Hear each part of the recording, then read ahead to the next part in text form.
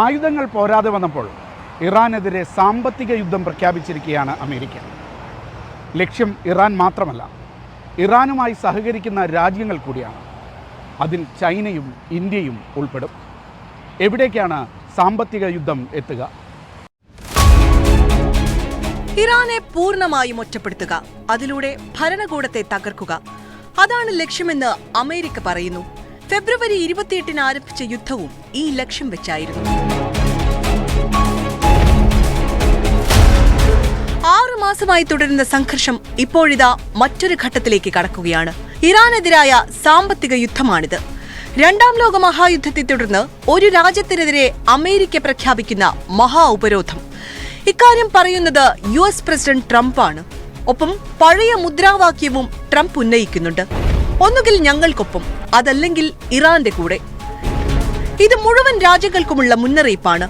ഇറാന്റെ സാമ്പത്തിക സ്ഥാപനങ്ങൾ, ബിസിനസ്സുകൾ, വിമാനത്താവളങ്ങൾ, സർക്കാർ സ്ഥാപനങ്ങൾ എന്നിവയെ പിന്തുണയ്ക്കുന്ന ഏതൊരു രാജ്യവും വലിയ വില നൽകേണ്ടി വരുമെന്നാണ് മുന്നറിയിപ്പ്. എണ്ണക്കടത്ത്, സ്വാപ്പ് ലൈനുകൾ, പണക്കൈമാറ്റങ്ങൾ, എക്സ്ചേഞ്ച് ഹൌസുകൾ, കപ്പൽ രജിസ്ട്രികൾ, ഫ്രണ്ട് കമ്പനികൾ എന്നിവയെല്ലാം ഉടൻ നിർത്തണമെന്നാണ് താക്കീത്. ഉപരോധം ഇറാന് പുത്തിരിയല്ല. ഒരു രാജ്യമെന്ന നിലയിൽ ഇറാനുമായി ഇടപാടുകൾ നടത്തുന്ന പല രാജ്യങ്ങളുണ്ട്. ചൈന, ഇന്ത്യ, തുർക്കി, ജർമ്മനി, ദക്ഷിണ കൊറിയ, ജപ്പാൻ, ഈ പട്ടിക നീളും. ഉപരോധ പ്രഖ്യാപനത്തെ പരസ്യമായി തള്ളിപ്പറഞ്ഞിരിക്കുകയാണ് ചൈന. ഇന്ത്യ ഉൾപ്പെടെ മറ്റു രാജ്യങ്ങൾ മൗനം പാലിക്കേണ്ട സാമ്പത്തിക സാഹചര്യം ആർക്കും മനസ്സിലാകുന്നതാണ്. ഒന്നുറപ്പാണ്, ഈ ഉപരോധം എന്നത് ഏറ്റവും ക്രൂരമായ ഒരായുധമാണ്. ലക്ഷ്യം ഭരണകൂടങ്ങളുടെ നിഷ്കാസനമല്ല, തികച്ചും സാധാരണ ജനങ്ങൾ. അവർ തന്നെയാകും വിലയൊടുക്കേണ്ടി വരിക.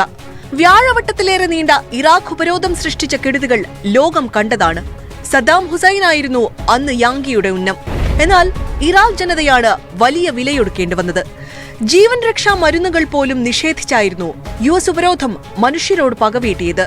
രാജ്യങ്ങളെ വിറപ്പിച്ച് കൂടെ നിർത്തി ജനതയുടെ മനുഷ്യാവകാശം കവർന്നെടുക്കുന്നതിന് UN പോലുള്ള വേദികൾ പോലും നിസ്സംഗത നടിക്കുന്നതും നാം കണ്ടതാണ്.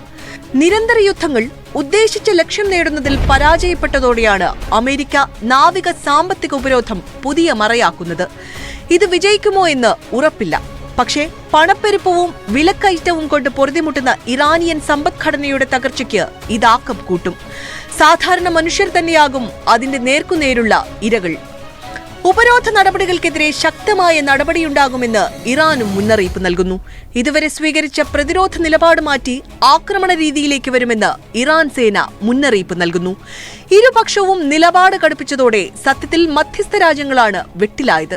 ഖത്തറും പാകിസ്ഥാനും തുടങ്ങിവെച്ച സമവായ നീക്കങ്ങളും വഴിമുട്ടി. ഹോർമസ് പ്രതിസന്ധി പരിഹരിക്കാൻ ഒമാനും ഇറാനും നടത്തിവന്ന ചർച്ചകളും ഒരു കരാറിലേക്ക് എത്തിയില്ല. US താൽപര്യങ്ങൾക്കെതിരെ നിന്നാൽ ഒമാനുമേലും ബോംബിടുമെന്നായിരുന്നു ട്രംപിന്റെ താക്കീത്. സൗഹൃദ രാജ്യത്തെ പോലും വിരട്ടുന്ന ട്രംപിന്റെ നിലപാട് GCC കൂട്ടായ്മയെ അസ്വസ്ഥമാക്കുക സ്വാഭാവികം. അമേരിക്കയും ഇറാനും കടുത്ത നിലപാട് തുടർന്നാൽ പ്രതിസന്ധിയിലാകുന്നതും ഇതേ ഗൾഫ് രാജ്യങ്ങൾ തന്നെ. ഇറാൻ മാത്രമല്ല, അമേരിക്കയും രക്ഷപ്പെടില്ലെന്നാണ് കടക്കെണിയുടെ പുതിയ റിപ്പോർട്ട് തെളിയിക്കുന്നത്.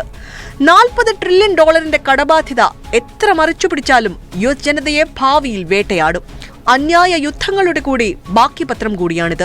ഈ തിരിച്ചറിവ് അമേരിക്കൻ ജനതയ്ക്ക് എത്ര നേരത്തെ ഉണ്ടാകുമോ അപ്പോൾ മാത്രമായിരിക്കും ലോകം സമാധാനത്തിലേക്ക് നല്ല ചുവട് വയ്ക്കുക.